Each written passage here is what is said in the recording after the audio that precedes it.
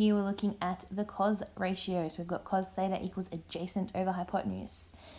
Looking for our first triangle, we find our hypotenuse, which is straight across from our right angle, and our adjacent side is the one on the other side of the angle. So the hypotenuse and the adjacent side make up that angle.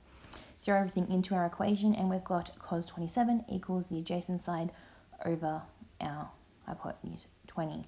Now our adjacent side we did call x on that triangle, so make sure we put an x in there.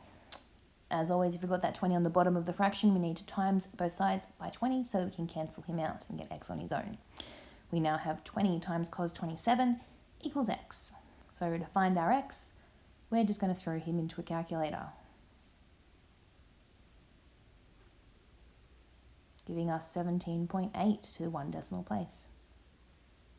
The next equation, our next triangle, again finding our hypotenuse first by going straight across from our right angle and using that and the other side around our angle to find our adjacent. This one's going to be a little bit different because we are finding the hypotenuse of the triangle instead of the adjacent side. So we've now got cos 51 equals 10 on x. And to make this work out, we're actually just going to slide that 10 over to the side so that the x is on his own. So we're going to end up with our x on our right and the 10 on the top of cos 51. So x equals, throw him into the calculator and let's find out. And we get 15.9 to one decimal place. Next one up, our third triangle, we are finding an angle. So every time we find that angle, our calculator, we need to press shift on it before we press any of our ratios. So we have that inverse.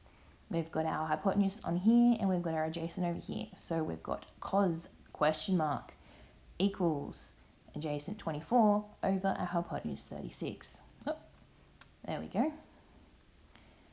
Question mark equals cos -1, which is of course pressing shift, or getting the inverse of cos. Chuck him into the calculator. Always close your brackets if you're getting a syntax error. That's probably the most likely reason. Now question mark gives us 48 degrees. Our fourth triangle, we are again finding an angle. We've got our hypotenuse side and our adjacent side. And let's put them all into our equation. So we've got cos question mark equals our 20 over 23. So the question mark equals the inverse of cos, 20 over 23. Throw them into your calculator and we have our answer for what the question mark is. And there we go, 29.6. Or if you go to your nearest degree, you will have the 30. And that's all your different options for our cos ratio.